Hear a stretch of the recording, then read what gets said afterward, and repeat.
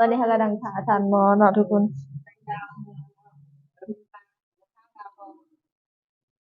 โอเคกราบสบายดีและสวัสดีพ่อแม่พี่น้อง FC เบอร์ทุกคนน่ะบ่ว่าจะเป็นทางฝั่งลาวฝั่งไทยหรือว่าต่างประเทศ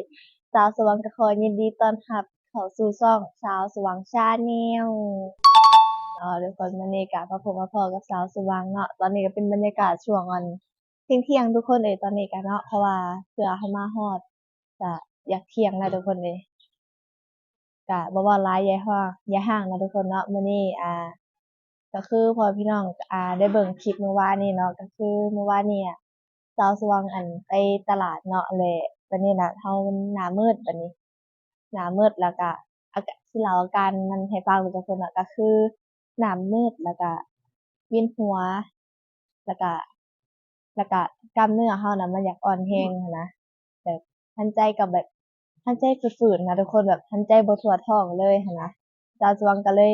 บ่ได้ถ่ายตอนเลาะตลาดให้ทุกคนเบิ่งก็เลยให้บ่าวซันโยไปหาซื้อแล้วก็จาวจวงก็นั่งอยู่แถวนั้นท่าเพิ่นเนาะ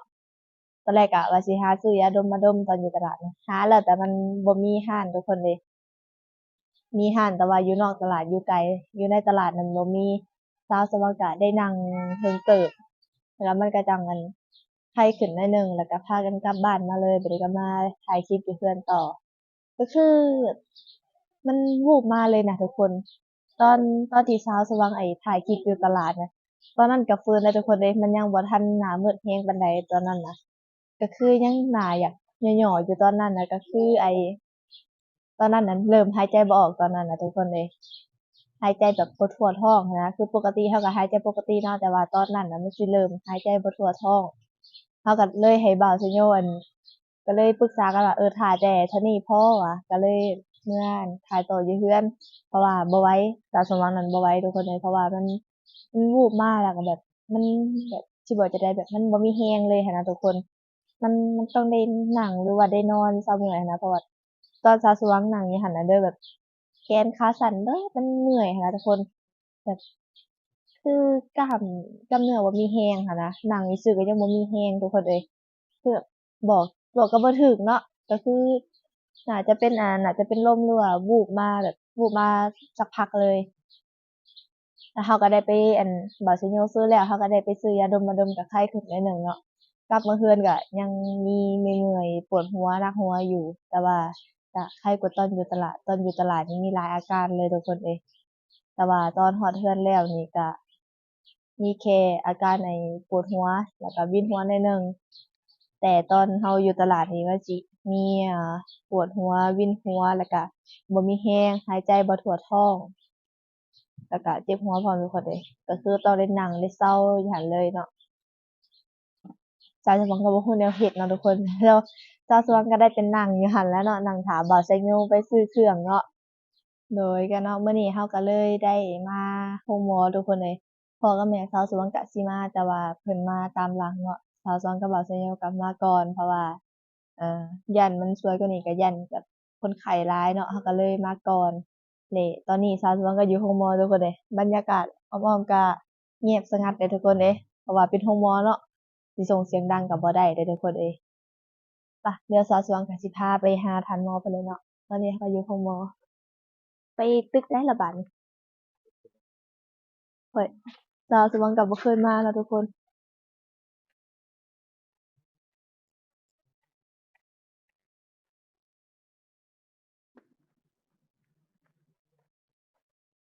มันค่อนข้างหลายอยู่ทุกคนเอ้ย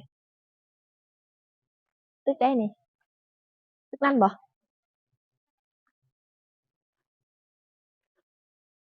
เราก็สิมา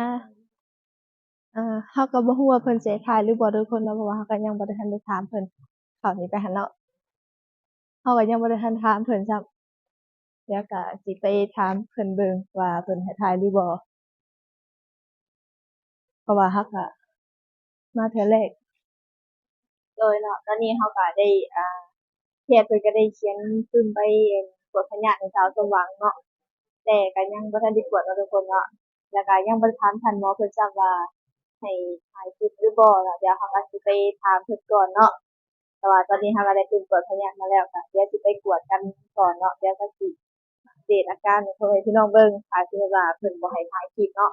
เดี๋ยวสิมาอัปเดตอาการให้เบิ่งว่าเป็นจั่งใดแล้วทุกคนเราก็ได้เพิ่นบอกว่าเราก็จ่ายเงินแล้วเราก็ไปห้องกดเลือดกันเลย เพิ่นก็บ่ได้ให้ถ่ายคลิปดอกแต่ว่าเราก็ถ่ายแค่ว่าตอนเราย่างไปซื่อๆเนาะว่าซิโนเราบ่ได้ถ่ายตอนเราเฮ็ดนั่นเฮ็ดนี่ก็น่าจะได้อยู่ตอนนี้ก็สิไปกวดเลือดเนาะตอนนี้เรากำลังท่าอาจารย์หมอเนาะทุกคน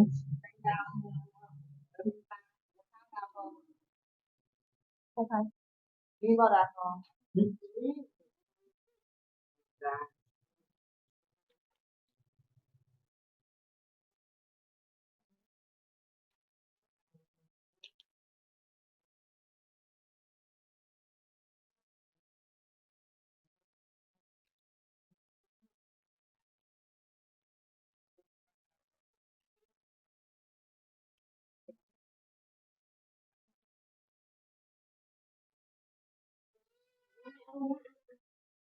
กำบ่อาจารย์หมอเพิ่นเด้อรักหมอล่ะว่ะปัจจุบันยามแทงง่ายดีกว่าอันนี้บ่ฮะแทงง่ายดีกว่าให้เพิ่นแทงให้ขนาดสิใส่เลือดให้เพิ่นแทงเผื่อเม็ดให้เด้อบอกเพิ่นเด้อว่ามันแทงบ่ได้อยู่ที่แทงในปลายมือเอาให้เพิ่นแทงเจ๊2,000กีบเด้อค่ะมีใครเป็นเจ็บมีใครแล้วทุกคนตอนนี้เราก็ได้แทงดูดเลือดไปแล้วเนาะจักสิเอิ้นว่าจั่งใดเนาะก็เจ็บอยู่ทุกคนเอิ้นก็ตอนมันแทงมันก็เจ็บอยู่เนาะอย่าไปปวดนิดหนึ่งเลือดสาวสว่างแนมเบิ่งดำแฮงทุกคนเลยน้ำตอนแรกสิว่ามันบ่แม่นเลือดแหละเพราะว่าเลือดปกติมันน่าจะเป็นสีแดงเนาะอันนี้อยากออกดำๆทุกคนเลยขุ่นแฮงน่าจะเลือดเหนียวบ่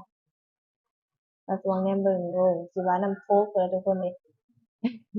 มันดำเนาะ แล้วก็ตอนนี้เราแบบนั่งท่าอันตรงตรวจเลือดเนาะว่ามันเป็นจั่งใดแต่ว่าเราก็ได้แจ้งเลือดไปแล้วก็ท่านั่งตรงตรวจบัดนี้ก็บ่เจ็บปานใดทุกคนเลยเนาะส่ำมดเดียดตอดเราเก่งอยู่แล้วแล้วถ้าได้เบิ่งผลตรวจเลือดนำกันเนาะทุกคนเนาะว่ามันสิออกมา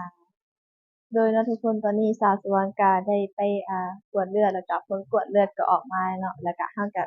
จ่ายเงินหักยาไปนที่เรียบร้อยแล้วทุกคนเลย ก็คือผลตรวจเลือดของสาวสวนก็คือเลือดเหนียวหั่นแหละทุกคนก็เลือดเหนียวก็คือมันจะเฮ็ดให้เรามีอาการปวดหัวเวียนหัวอาจจะเป็นลมแรงได้เนาะแล้วก็อาจจะขาดน้ำหั่นแหละทุกคนก็คือเพิ่นบอกว่าพยายามดื่มน้ำหลายๆแล้วก็พักผ่อนให้เพียงพอสารอาหารก็ต้องให้ครบห้าหมู่เพิ่นว่าแต่อันนี้ก็ต้องว่ากันอีกเทื่อหนึ่งนะทุกคนเนาะเพราะว่าสาวสวนเนี่ยเป็นคนที่บ่ค่อยอยากหิวข้าว เดี๋ยวถ้าหากว่าเราก็ต้องพยายามหายามากินเนาะเพราะว่าเราบ่ค่อยหิวข้าวอะนะทุกคนคือแบบมันบ่มีอาการอยากหิวข้าวเลยนะคือก่อนที่สาวสวงจะมีแก้มมันในช่วงเดือนก่อนเนาะก็คือสาวสวงได้กินยาตัวหนึ่งเนาะก็คือกินไปประมาณ3 กระปุกนั่นแหละทุกคนแล้วบัดนี้นะร่างกายมันบ่กระตุ้นกับยาตัวนั้นบัดนี้ก็คือมันพอเรากินยาเข้าไปแล้วมันบ่เฮ็ดให้เราหิวข้าวนะทุกคนคือเมื่อก่อนน่ะสาวสวงกินยาเพิ่มน้ำหนักเนาะมันจะเฮ็ดให้หิวข้าว แต่บัดนี้เรากินหลายๆไปแล้วมันบ่กระตุ้นหั้นนะทุกคนและบัดนี้ก็สิได้เปลี่ยนหายาตัวอื่นกินเบิ่งเนาะแต่ก็ถ้าหากว่าพ่อแม่พี่น้องมียาตัวใดแนะนำที่แบบว่าเฮ็ดให้เราอยากเข้าหรือว่าเพิ่มน้ำหนักก็ได้แนะนำสาวสวงได้เด้อเนาะเพราะว่าสาวสวงก็ยังหาอยู่เพราะว่าเป็นคนที่บ่ค่อยหิวข้าวก็ว่าได้เนาะ ผลกดเลือดออกมาก็คือเลือดเหนียวแล้วก็พยายามกินน้ำหลายๆเพิ่นว่าแล้วก็พักผ่อนเพียงพอแล้วก็กินสารอาหารให้ครบห้าหมู่เนาะเดี๋ยวเราก็สิไปหาพ่อกับแม่เนาะเพิ่นก็มานั่งท่าเจโดนแล้วทุกคนเลยไป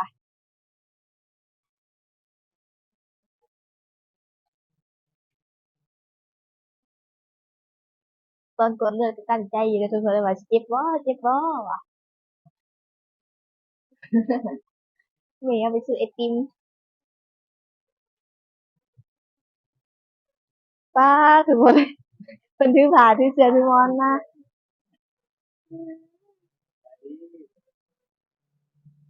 เป็นได้ไหนเป็นว่าเป็นได้ไหนเด็ดเหนียวเลือดเหนียวกินน้ำละลายเพิ่นว่าซื้อไอติมอยู่เป็นว่าไหนไหนเป็นบ่ได้นอนที่บ่บ่อยากนอนก็ได้แต่ว่าบ่อยากนอนยันหูหมอคือบ่นอนยันหูหมอโอ้นอนบ่ใส่น้ำโปะน้ำเกลือจังมีเองไว้บ่แล้ว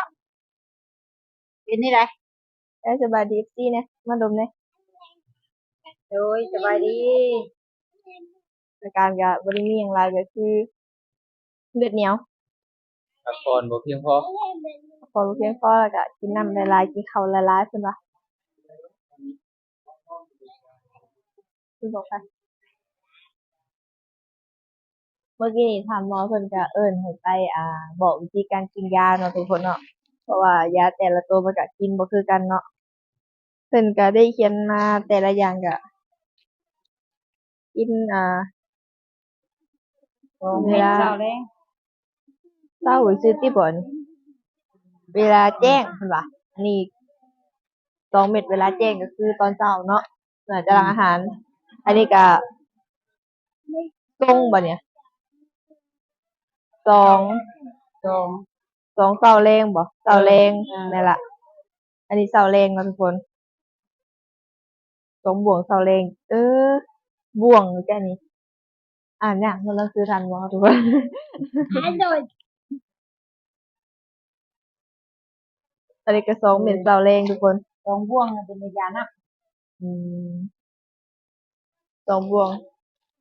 อันนี้ก็ส่งนำเนาะทุกคนเนาะแล้วเพิ่นก็บอกว่ากินกับตอนนี้เพิ่นลืมเขียนบัดนี้เพิ่นเขียนแล้วทุกคนตัวนี้ อันนี้ก็หลังอาหาร2เม็ดเช้าแรง นี่สรุปรวมแล้วกินตอนเช้ากับตอนแรงยาแบบนี้นะแม่นเอาไปเช้าแรงในกินงดบัดเดียว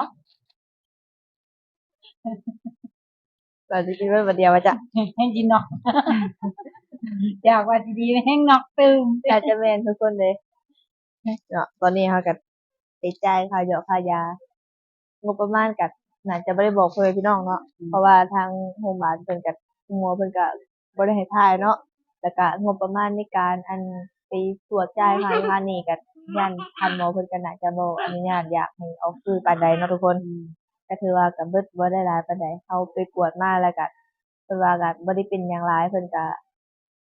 ว่าเลือดเหนียวเลือดข้นเลือดบ่ดีหั้นแหละทุกคนเดะ เพิ่นก็ว่าพยายามให้กินน้ำหลายๆพักผ่อนเพียงพอแล้วก็กินข้าวให้ครบ5หมู่เพิ่นว่าสารอาหารให้ครบ5หมู่เนาะเช้าเที่ยงแลงเพิ่นว่าข้าว3คาบก็เบิดเท่านี้แหละทุกคนเดะก็ต้องขอบอกขอบใจพ่อแม่พี่น้อง FC เบิดทุกคนนำเด้อเนาะก็มีผู้เพิ่นว่าเป็นห่วงแล้วก็ให้กำลังใจหั้นแหละเราก็ขอบมุกขอบใจเพิ่นหลายๆที่เป็นห่วงข่าวสมหวังเนาะโดยจั่งใดความรู้สึก ตกใจนิดหน่อยตกใจหลายเติบนะตกใจหลายเติบพอก็ตกใจหลายเติบอยู่หั้นเอนะอเมื่อวานนี้ก็เกือบมาบ่ฮอดเทื่อนทุกคนเลยเพราะว่ามันหน้ามืดมันวูบมาเลยหั้นนะสาวสิว่าก็โอ้ยสิอันกุดนั่งจี๊บแล้วบ่ กินรถเลยดิ สิกุดจี๊บแล้วบ่วะเนาะคือแบบมันเหนื่อยแฮงทุกคนเลยร่างกายก็แบบอ่อนทุกคนคือแบบยืนก็ยืนบ่ได้เลยอะนะหายใจก็บ่ทั่วท้องบัดนี้เนาะตอนน่ะหายใจแบบบ่มีแรงพอสิหายใจหั้นนะทุกคนแล้วก็ยืนก็บ่อยากได้ เมื่อยเขาโดนเจ็บหัวอีกบัดนี้ก็